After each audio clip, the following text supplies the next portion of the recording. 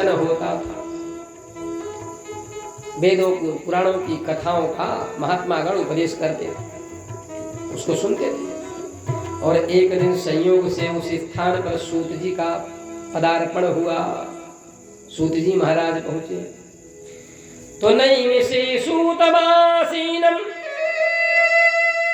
अभिवाद्य महामतिं कथामृत रसस्वादः कुशलो सौनको ब्रवीत। सौनक आदि महात्मा जो 88,000 महात्मा है, उनके मुखिया सौनक। तो सौनक जी महाराज ने सूत जी को आता हुआ देखा तो सब उठकर खड़े हो गए। अब तो परंपरा नहीं, हम लोग जब प्राइमरी में पढ़ते छोटे छोटे बच्चे रहे तो जब गुरु जी आते थे सब बच्चे खड़े हो जाते थे पाठशाला में। ये शिष्टाचार की परंपरा था। अभिवादनशीलस्य नित्यं वृद्धोपसेविनः चत्वारि पश्य वर्धन्ते आयुर्विद्यायसो बलम्। अब आयु भी सबको लंबी चाहिए, विद्या भी चाहिए, बल भी चाहिए और यश भी चाहिए, लेकिन केवल एक काम करना, प्रणाम करना, ये कोई नहीं चाहता है। प्रणाम कोई करना नहीं चाहता है। अब चाहिए सबको आयु भी, विद्या भी, यश भी और बल भी।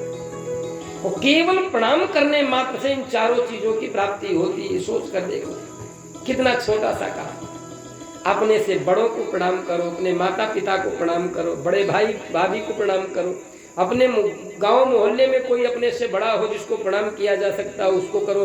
यहाँ तक मनुस्मृति में लिखा है अपनी आयु से 4 गुनी आयु में यदि कोई शूद्र भी हो, जिसको आज इन लोगों ने मनुस्मृति करके बवाल पैदा कर रखा ना, वही मनुस्मृति कहती है कि शूद्र भी यदि अपनी आयु से 4 गुना हो वो भी प्रणाम करने के योग्य है। मतलब यहाँ पर थोड़ा संशय की बात है। जैसे लिखा है कि यदि ब्राह्मण हो, मांसाहारी हो, मदिरा पीता हो तो उसको प्रणाम नहीं करना चाहिए। गांजा पी कर गया है, बोले पंडित जी हैं प्रणाम कर लो। कैसे भाई? क्योंकि तुम अधिकारी ही नहीं। और अगर तुम हम मान भी ले तुम ब्राह्मण हो, प्रणाम कर ले, तो तुम किस मुख से आशीर्वाद दोगे तुम्हारा कल्याण हो, आयुष्मान भव? क्योंकि उसमें तो पहले ही बूटी लगी हुई है। वो आशीर्वाद अंदर से बाहर आएगा कौन से मुंह से? उसी मुंह से ना जिसको पहले ही तुमने अपवित्र कर रखा है। मदिरा पीने वाला ब्राह्मण आशीर्वाद किस मुख से देगा? क्योंकि आशीर्वाद देने से पहले उस मुख में तुम्हारे अपवित्रता प्रवेश कर गई।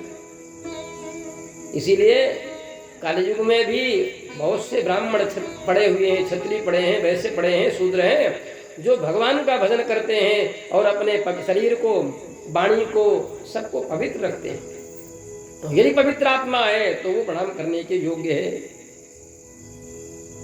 तो सौनक आदि महात्मा उठकर खड़े हो गए, सूत जी को प्रणाम किया। सूत जी कौन है?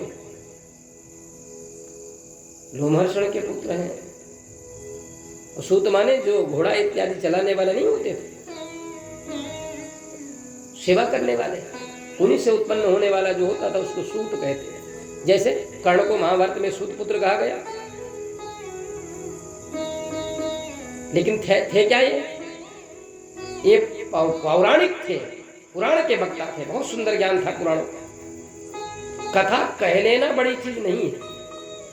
कथा में प्रसंगानुसार कौन सी कथा किस रस में है, उस रस में उस कथा को कहना ये विशेषता है। शास्त्र सम्मत प्रमाण दिया जाए उसको कहना ये कथा है। आजकल तो कथा ऐसी चलती है तो बाद में 7 दिन के बाद तखत की जो चूर होती है वो ढीली पड़ जाती है, क्योंकि कथा ही ऐसे भाव से हुई मंच पर, तो कथा तखत की चूर ढीली हो गई। हाँ, पहले लोग नृत्य करते थे ना, जब तो नृत्य करने वालों के बाद में जब वो कार्यक्रम संपन्न होता था तब तखत खतरे में पड़ जाते थे। अब व्यास लोग जब मंच पर बैठकर कथा कहते हैं तब तखत खतरे में पड़ जाते हैं। तो सोचो ये कथा हुई कि व्यथा हुई। लेकिन कलयुग का प्रभाव है, उसके ग्राहक ज्यादा है और भगवान की जो कथा होती है उसके ग्राहक कम है। सूत जी को प्रणाम करके सुंदर आसन पर बिठाया। यथोचित समय अनुसार जो आसन बना, आज के जैसे तो व्यवस्था ही नहीं होगी, तो जैसा आसन बना सुंदर आसन पर विराजमान किया, सुंदर पत्र पुष्पादि अर्पण किया और फिर प्रश्न किया। प्रश्न करने का भी एक सिद्धांत है, लट्ठमार प्रश्न नहीं होता।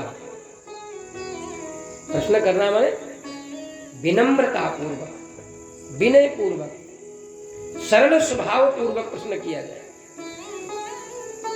जब सूत जी से प्रश्न किया, महाराज हमारा कल्याण कैसे होगा, तो सूत जी बड़े प्रसन्न हुए। जगत हित के विषय में कल्याण की बात, तो सूत जी ने कहा हम तुम्हें एक कथा सुनाते हैं। जो प्रश्न आपने हमसे किया वही प्रश्न परीक्षित जी महाराज ने सुखदेव जी से किया कि म्रियमाण पुरुष को क्या करना चाहिए, जो मरने वाला है।